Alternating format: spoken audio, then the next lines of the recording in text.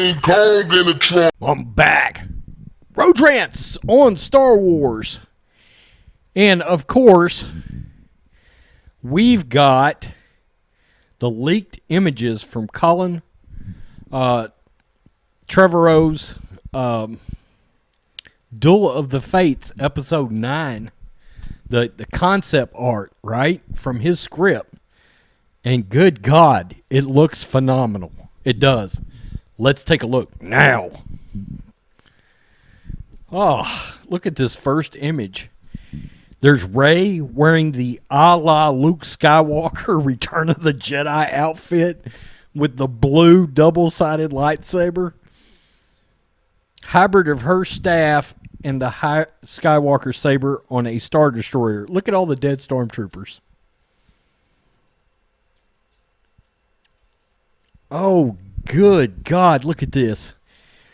This is a Resistance fighter, looks like in his X-Wing regalia, laying on a light blade guillotine on Coruscant in front of an audience. And look, I'm pretty sure that's Captain Phasma. Oh, so Phasma lived into his movie and at least was going to stand around looking like a badass.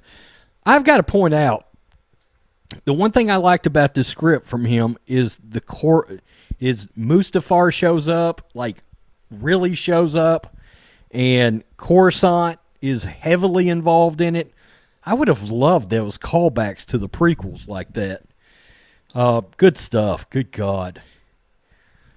Luke and Rey. Rey is training. Look at Luke over to the right side here. Good God. Look at that.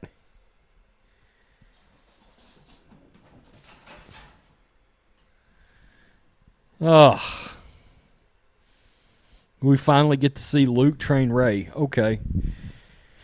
And here's another crew flies to Bonadan, where Poe lived with his grandfather. Look at the imagery on this action. God, that looks beautiful. That's insane. Poe and Rey pilot a razor sail through the Bonadan waters, chased by the Knights of Ren in the Knife 9. So that ship is the Knights of Ren ship. Good God, that ship looks cool. Oh, here we go. The 7,000-year-old spiritual teacher that helped Palpatine, learn some of the dark arts. And Kylo trains under Tor Valum in the script. So not only do we get Rey training in what looks to be a more proper manner, but I love the fact that Palpatine is not in existence in the script, okay? Other than a hologram that was addressed to Vader, we see Palpatine, but he's not actively involved in the story, okay?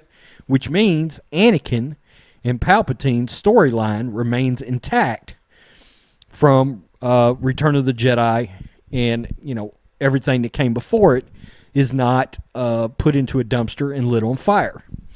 And Tor Valum, by the way, looks scary and dangerous and creepy AF, right? The circa Empire Strikes Back Vader Kylo fight cave sequence. And Kylo's wearing a mask there, by the way. Yeah, he gets some kind of a really wild mask in this script that came out. Look at the First Order occupied Coruscant. You know what's cool about that? That's sort of reminiscent of the miniseries from the 80s. V. I don't know if anybody remembers that. Robert Englund and Mark Singer starred in that series. It's Rose, Finn, 3PO, and R2 attempt to activate a beacon on Coruscant. Okay, yeah. There's some kind of a beacon they can activate. I believe it's under the it's down in the bowels of the city. I believe it was part of the Jedi Temple there. Good God, this stuff looks cool. R2 and 3PO roam the streets of Coruscant. Coruscant looks a little wore out these days. You mean R2 and 3PO are actually getting to go somewhere? Oh, hey, never fear. Finn screams something in every movie. Ray! Finn rallies the citizens of Coruscant underground to fight back. God, so this is the underground bowels of Coruscant. Good God, the imagery on this is nuts. Rey faces a monster outside the forest of Mortis with her double-bladed lightsaber. Underground Coruscant citizens paint and prepare the old walkers. These were the walkers when they stole the Star Destroyers in the script towards the beginning in the first act. When they got the Star Destroyer back, it had walkers and TIE fighters in it and all this sort of thing. Defected stormtroopers in Coruscant citizens cheer around the old painted First Order walkers. God, that's freaking cool. Stormtroopers prepare for battle against the Coruscant citizens. That's them up on the hill looking down at the First Order. In the Battle of Coruscant, R2 is destroyed. Oh no. R2's head is scorched. Emotion like this we've never seen from 3PO. Finn is speechless. He is crushed by it all. Chewie takes R2's scorched shell onto his back. There's the sunken Star Destroyer behind him.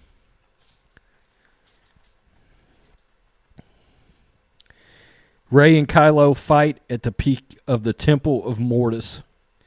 Kylo's new mask is visible. And I heard that mask was badass too, by the way. Oh, good God. Luke blocks Kylo's lightsaber with his bare hands. He's a Force ghost. I think he's a Force ghost. Yeah, that's way better than anything we got in the Rise of Skywalker. Once it becomes clear the First Order is losing the Battle of Coruscant, Hux pulls out a purple lightsaber and commits essentially Harry Carey. Wow. Huh. Leia and BB-8, possibly Leia recording the hologram. Reminiscent of A New Hope. Good God, guys.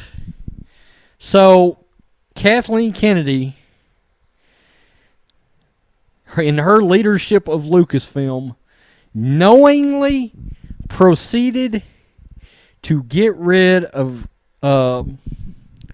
Trevorrow's script after and having seen this concept art, I'm sure, decided to go in a different direction and look at what we got. Anakin and Palpatine's legacies are destroyed. Rey is a Palpatine.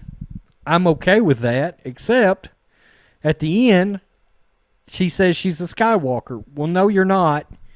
You're a Palpatine. That is a problem, okay? The Rise of Skywalker is actually the Rise of Palpatine. It's Episode 9, The Rise of Palpatine. A Palpatine 1, by the way. And Kathleen Kennedy knowingly chose what we got over what this looks like. I made a video the other day about all the recent things that should lead to Kathleen Kennedy's demise. And the Duel of the Fates thing was part of it, and now this just adds more charcoal and gas to the fire. Let's get the bonfire going. The Favreau and Filoni smoke is blowing. Iger, it's over. Get her out, dude. What are you waiting on? It's one failure after another. This is... there's lots of embarrassment. This is truly embarrassing. Peace. I'm out till next